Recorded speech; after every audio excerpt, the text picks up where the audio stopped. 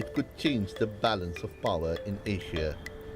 The China-Pakistan Economic Corridor is a collection of infrastructure projects underway in Pakistan. The two sides agreed that we will take the building of the Pakistan-China Economic Corridor as central. China is putting tens of billions of dollars into developing the corridor. The world's fastest growing economy needs a more stable and secure route for its fuel supply. A fully operational CPEC will be able to pump oil and gas from the Middle East to Pakistan's Gwadar port and then on to energy-hungry Chinese manufacturers in 2 days. It currently takes nearly 2 weeks and goes through the volatile Malacca Strait, which is patrolled by rival navies. But great rewards may mean great risks, and Pakistan's homegrown militants could pose the greatest challenge.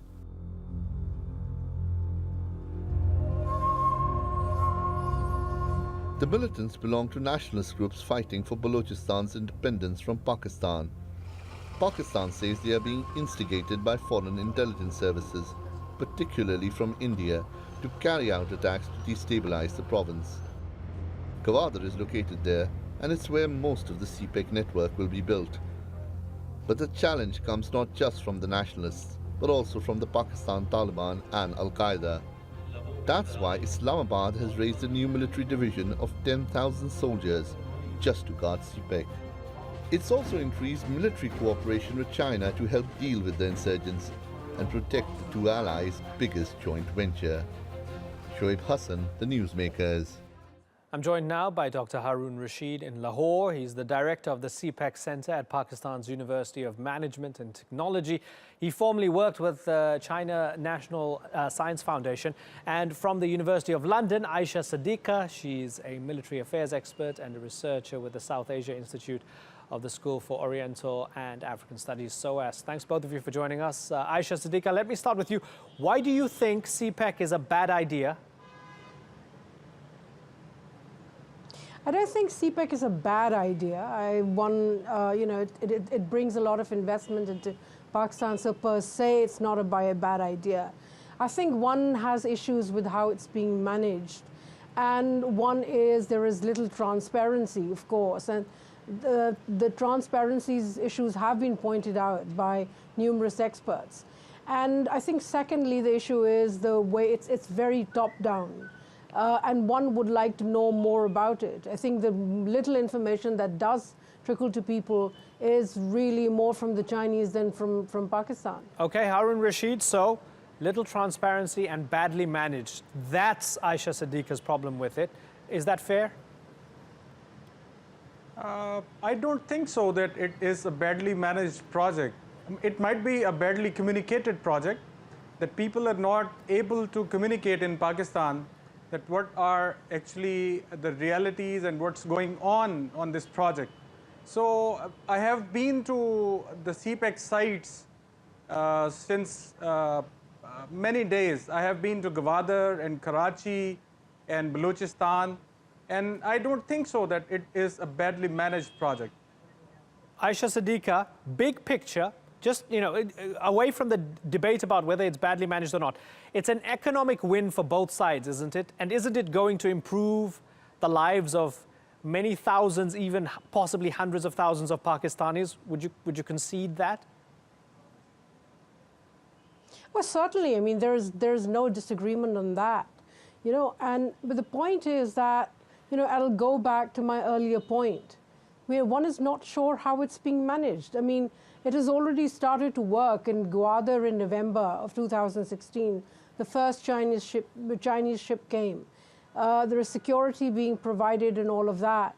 Now, there is no hinterland in Balochistan, economic hinterland. So, that needs to be developed. There's so many questions about security. I think management remains an issue, but, I would agree with Dr. Harun that yes, it is certainly a very badly communicated project. But the other thing is that it also indicates a geopolitical shift in Pakistan's, in Pakistan's politics, and that needs a debate, and I think that needs talking about. Right now, what we've seen is that there's an absolute clampdown on discussion of this project. Yes, you will come across articles in large English newspapers, but other than that, I mean, in the past 10 days, for instance, there have also been cases in which even small-time bloggers were picked up, you know, and told to remove any disagreement, any criticism of CPEC. CPEC is good. We agree on that. Okay. Why shouldn't it be discussed and debated? That's my question. So that's a good point, Harun. You have Pakistan, which is a democracy, a messy democracy, doing business with China, which is no democracy whatsoever. And people in Pakistan's democracy, don't they deserve the chance to debate the merits of not only the economics, but also the politics of it all and what it means for them? Why can't they talk freely about it, Harun?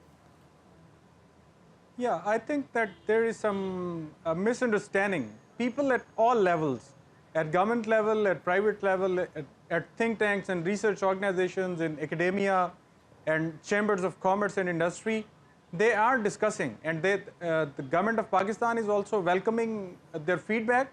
Yes, I will agree with Dr. Aisha as well that many English newspapers are portraying or it is appearing in the English newspapers. But I think that majority of people who look at the Urdu newspapers, the national language newspapers, they will second me that there is a good debate going on it, and there is a democratic opposition in the country as well. And as far as you mentioned in your question, yes, it is going to bring a large change in the lives of the people, and I have seen that. I have seen it in the Balochistan, I have seen it in Karachi. These two areas in Pakistan were declared as the most dangerous areas in Pakistan. And I have seen that now. I am not from Karachi or Balochistan. I went there for many days and I felt myself safe. So it is one of the parameter of improvement, or you can say that it shows that there is improvement in the lives of people. Security situation is not ideal, but it is Harun, improving. you say you felt safe, and you say there's an improvement. Sorry to interrupt you. You say you felt safe and there's an improvement. There are critics who say that this is actually going to attract more militancy. So you have Taliban, you have Al-Qaeda, and of course you have the Baluchi militants as well. So they're saying this is going to further attract militancy, not make it better. I think Pakistan has suffered a lot from this terrorism, and it has been a long time, more than a decade. And Pakistani security forces and intelligence agencies, they have learned a lot about different phenomena and about how to manage the security situation in the recent times. So I think that the things will be improved. Aisha, are you as optimistic in terms of militancy and security trouble? I'm not so sure. I mean, especially if the state tends to take some militants alongside and be friendly with them, and continue with the good Taliban versus bad Taliban politics, then the problems are going to remain there. But they are going to be manageable. I mean, that's what they're at least trying to do. But let me get back to this issue of be open discussion on CPEC. I don't agree with that at all.